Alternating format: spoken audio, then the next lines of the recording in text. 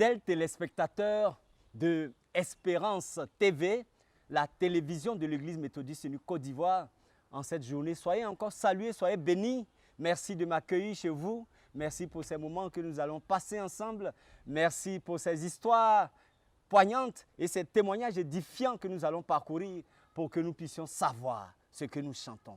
Alors aujourd'hui, le cantique que je m'en vais soumettre à votre appréciation, c'est ce cantique qui dit « Demain peut-être je te croirai, et pour mon maître je te prendrai. » Ainsi quand Dieu l'invite, l'âme répond « Attends, ah pécheur, entre vite, viens, il est temps. » Alors voici ce merveilleux cantique qui est tiré de Actes des Apôtres au chapitre 26, le verset 28 que nous lisons. Et Agrippa dit à Paul, « Tu vas bientôt me persuader de devenir chrétien. Demain peut-être je te croirai et pour mon maître je te prendrai. Ainsi quand Dieu l'invite, l'âme répond attends. Ah, pécheur, entre vite, viens, il est temps.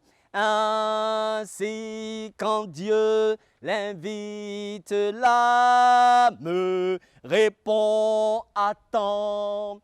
Ah, pécheur, entre vite, viens, il est temps. Oui, demain peut-être je te croirai. C'est une parole de quelqu'un sûrement à qui l'évangile est annoncé et qui remet à plus tard ce qu'il peut faire le jour même. Demain peut-être je te croirai et pour mon maître je te prendrai. Et oui, ainsi, quand Dieu invite, l'âme répond, attends, attends. Ah pécheur, entre vite, viens, il est temps, car la porte ne sera pas ouverte éternellement.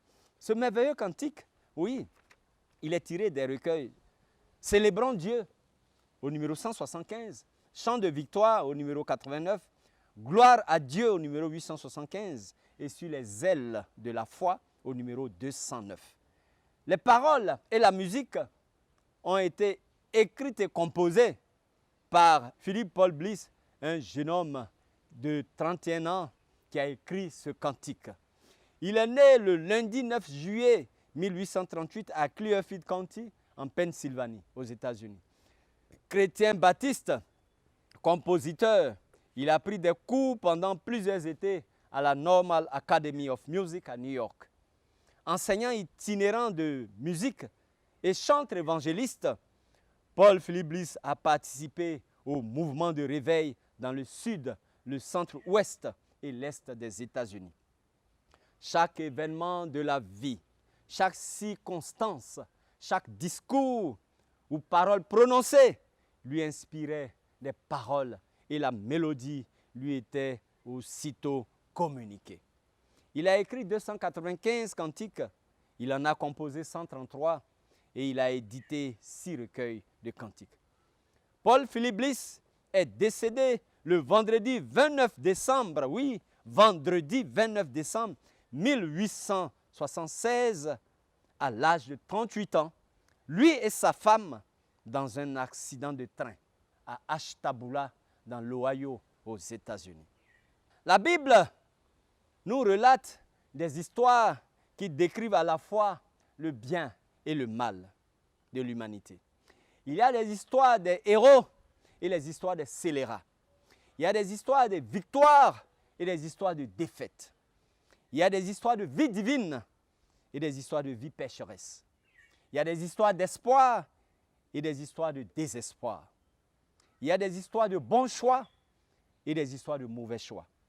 Mais je pense, comme nous dit Philippe Paul Bliss, que l'une des histoires les plus tristes de l'histoire de ce qui est celle de ce qui est arrivé au roi Agrippa, comme on le rencontre ou on le trouve dans le livre des Actes des Apôtres au chapitre 26, le verset 28. En l'an 62, après Jésus-Christ, Paul, citoyen romain, c'est l'histoire du Cantique, était emprisonné. Oui, beaucoup de nous connaissons cette histoire et merci à tous nos serviteurs de Dieu qui nous ont fait connaître cette histoire en nous enseignant sur ce passage, suite à une multitude d'accusations portées contre lui.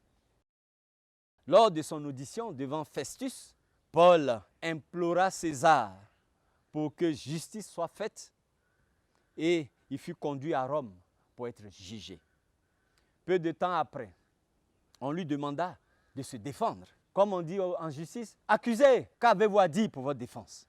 Alors Paul devait se défendre devant le roi Agrippa et Bernice qui visitaient alors Festus. Cette défense prononcée par Paul, le prisonnier accusé, se trouve dans le 26e chapitre des Actes des Apôtres et est l'une des plus grandes adresses que l'on trouve dans les Saintes Écritures. Fidèles téléspectateurs, je vous conseille modestement de lire Actes chapitre 26, tout le chapitre 26. Alors voici Paul accusé de plusieurs chefs d'accusation. Paul est conduit devant le roi, ou je dirais Paul est conduit en guillemets au palais de justice, devant le juge, devant le président du tribunal. Paul est conduit pour se justifier, pour se défendre. Mais écoutez bien, fidèles téléspectateurs, au lieu de se préoccuper de sa défense, Paul était plus préoccupé par la destination éternelle ou par la vie spirituelle du roi. Il va dire dans son cœur, si je pouvais prêcher l'évangile. La parole de Dieu ne dit-elle pas, toute occasion est bonne pour prêcher l'évangile. Paul va saisir cette occasion et il va alors commencer son plaidoyer. Pendant que Paul expliquait ses actions et sa version des faits de ce qui s'était passé dans le temple 12 jours plus tôt, il s'est attardé sur son expérience, sur la route de Damas. Voici, fidèles téléspectateurs, mesurons-nous l'ampleur de ce que nous disons. Paul conduit devant Festus pour se justifier des multiples accusations. Au lieu de cela, il va parler de son expérience personnelle, de comment le Seigneur Jésus-Christ l'a rencontré brutalement sur le chemin de Damas et comment il a donné sa vie au Seigneur, histoire de dire au roi Agrippa, à Festus et autres, donnez vos vies au Seigneur. Mais à la fin de l'exposé de Paul, le roi Agrippa fit la déclaration suivante, s'adressant à Paul. Et cette déclaration est contenue, n'est-ce pas, dans Actes 26 au verset 28. Agrippa va dire ceci. Bientôt, Paul, tu vas me persuader de devenir chrétien. Voici Paul, devant toute cette auguste assemblée des rois et des visiteurs du roi. Paul est demandé de se défendre et il prend son expérience personnelle, comment le Seigneur l'a rencontré sur la route de Damas, comment il a été foudroyé, comment il a été rendu aveugle, comment il a donné sa vie au Seigneur et comment il est devenu un grand serviteur de Dieu. Et le roi Agrippa, il voyait Paul venir et il va dire, Paul, je vois ton secret. On dirait que bientôt tu vas me demander d'être chrétien. Et Paul ne va pas s'arrêter là, il va saisir la balle au bon pour dire, si seulement cela arrivait, tôt ou tard, avec l'aide de Dieu, toi et vous qui m'écoutez aujourd'hui, je souhaite que vous deveniez comme moi, c'est-à-dire chrétien, mais sans les chaînes qui me tiennent prisonnier aujourd'hui. Voici la parole de Paul. Il n'a pas eu peur. Près de 20 siècles plus tard, en 1871, le révérend Brundage prêcha sur cette triste histoire, puis termina son sermon du dimanche matin par les mots suivants. Celui qui est presque convaincu est presque sauvé. Et être presque sauvé, c'est être entièrement perdu. Alléluia. Je répète, celui qui est presque convaincu, il est presque sauvé, puisqu'il est dans le presque. Donc si tu es presque convaincu de la parole de Dieu, tu seras aussi presque sauvé. Et quand tu es presque sauvé, alors là, tu es totalement perdu. Parce qu'avec le Seigneur, il n'y a ni un pied dehors, ni un pied dedans. Les deux pieds doivent être dedans. Alors Paul-Philippe Bliss, l'auteur-compositeur du cantique qui était parmi l'assemblée, lorsque le révérend Brundage a prêché sur ce passage de Actes des Apôtres au chapitre 26, Et les mots de clôture étaient tellement puissants et ont laissé une telle impression sur Bliss qu'il s'est mis à composer un cantique avec le même sentiment. Cantique qui a pour titre « Presque persuadé ». Oui, la version originale du cantique, demain peut-être je te croirai, c'est « Almost persuaded now to believe », c'est-à-dire presque persuadé maintenant de croire. Et Paul l'a prêché, Paul a dit comment le Seigneur s'est révélé à lui. Paul a touché une corde sensible dans le cœur d'Agrippa, mais Agrippa n'était pas prêt à donner sa vie au Seigneur. Alors il va dire, Paul, bientôt tu vas me persuader de devenir chrétien. Ou bien bientôt je serai presque persuadé d'être chrétien. Fidèle téléspectateur de la télévision de l'Église méthodiste, sachez que celui qui est presque convaincu, il est presque sauvé. Et si tu es presque sauvé, alors tu es entièrement perdu. Le cantique, n'est-ce pas, a été utilisé dans les campagnes d'évangélisation de Moody. Beaucoup d'âmes, presque persuadées, ont décidé ou ont été aidées par cet hymne à se décider et s'engager pour le Christ avant qu'il ne soit trop tard. Le cantique a été publié la même année dans un recueil de cantiques de l'école du dimanche, recueil de cantiques dénommé The Charm, et a rapidement fait son petit bonhomme de chemin dans la majorité des hymnes chrétiens anglais. Ces mots convaincants ont depuis été chantés à maintes reprises et ont gagné des âmes et transformé des vies. Malheureusement, à travers des âges, beaucoup ont pris la même décision, triste, que le roi Agrippa. Ils ont entendu l'évangile et l'ont rejeté ou reporté l'acceptation du don gratuit du salut de Dieu. Beaucoup ont dit, je vais le faire, un jour approprié, je vais donner ma vie au Seigneur. Et ce jour ne vient jamais, ou n'est jamais venu. Et comme Bliss l'a écrit, le malheur vient enfin et on ne peut pas profiter du presque sauvé. Fidèles téléspectateurs, beaucoup ont échoué avec le presque sauvé. Triste, triste, triste, ce gémissement amer. Presque sauvé, mais totalement perdu. Parce qu'avec le Seigneur, il n'y a pas presque sauvé. Je prie que vous ayez déjà accepté le don gratuit du salut de Dieu. Ne soyons pas comme le roi Agrippa, nous dit ici Paul-Philippe Bliss. Aujourd'hui est le jour du salut. Prenez cette décision maintenant. Ne ratez pas et ne tardez pas. Comment échapperons-nous si nous négligeons ou ignorons un tel grand salut selon Hébreux au chapitre 2, le verset 3. La triste vérité, c'est que nous n'échapperons pas. Presque persuadé de croire, presque persuadé de recevoir, ça me dit maintenant une âme qui m'écoute. Allez, Esprit de Dieu, poursuis ton chemin, quitte sur mon chemin. Un jour plus convenable ou approprié, je vais t'appeler. Presque persuadé, venez, venez aujourd'hui. Presque persuadé, ne vous détournez pas. Jésus vous invite ici, aujourd'hui, maintenant. Les anges attendent, les prières s'élèvent, des cœurs si chers. Oh, Esprit, Esprit, Esprit, viens. Oh, soyez persuadés, Christ n'échoue jamais. Oh, soyez persuadés, son sang qui n'a pas coulé inutilement peut sauver de tout péché. Vous purifiez de l'intérieur comme de l'extérieur. Ne voulez-vous pas le laisser entrer? Ouvrez la porte. Presque persuadé, la moisson est passée.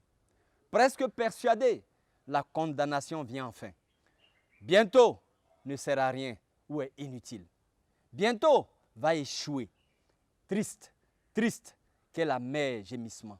Presque sauvé, mais totalement perdu. Sois maintenant persuadé, ô pécheur, nous dit Paul-Philippe Bliss. Laisse le presque persuadé de croire comme le roi Agrippa et sois maintenant persuadé de croire. Enlève le presque et sois maintenant persuadé, ô pécheur. Écoute, Jésus est proche. Sa voix plaide encore. Tourne maintenant avec ton cœur et ta volonté. La paix remplira ton esprit. Oh, tourne-toi aujourd'hui. Viens, viens à Jésus. L'une des occasions les plus saisissantes à laquelle cet hymne a été chanté était dans le hall de l'agriculture à Londres en 1874, lorsque M. Gladstone était présent. À la fin de son sermon, Dwight Lyman Moody demanda à la congrégation de baisser la tête, tandis qu'il chantait presque persuadé.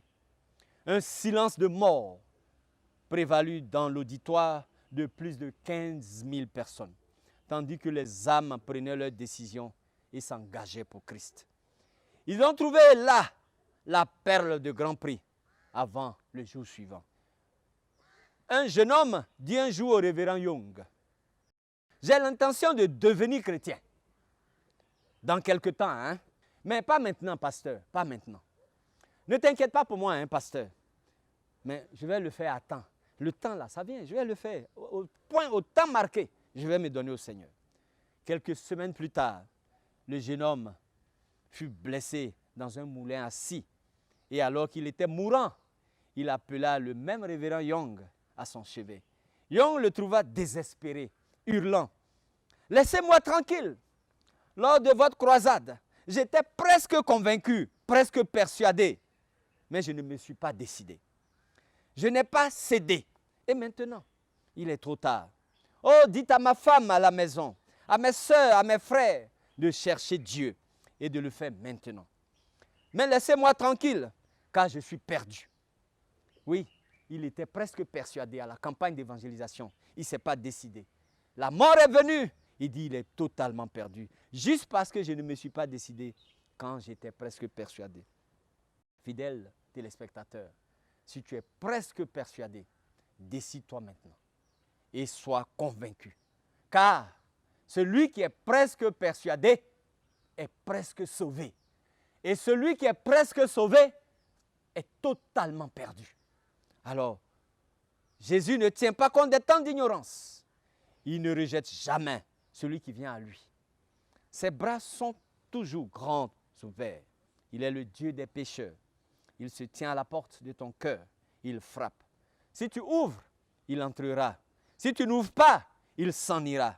Mais peut-être qu'il sera trop tard. Saisis l'occasion aujourd'hui. Ne laisse pas cette opportunité passer. Cette occasion en or t'échapper. Aujourd'hui, si tu entends sa voix, n'endurcis pas ton cœur, selon Hébreux 3, 15. Demain peut-être, je te croirai, et pour mon maître, je te prendrai. Ainsi, quand Dieu l'invite, l'âme répond à temps. Ah, pêche, entre vite, viens, il est temps. Demain peut-être, plus de pardon. Quoi méconnaître un pareil don? Dieu t'offre dans sa grâce le bonheur des élus avant que l'heure ne passe. Viens à Jésus. Oui, fidèles téléspectateurs, ne soyons pas presque persuadés, car celui qui est presque persuadé, il est aussi presque sauvé. Et celui qui est presque sauvé, alors il est totalement perdu. Donnons notre vie au Seigneur pendant qu'il est encore temps. Dieu ne rejette point celui qui vient à lui. Soyons fidèles et que Dieu nous garde dans son amour et dans sa grâce. Et à la prochaine fois, au nom de Jésus. Amen.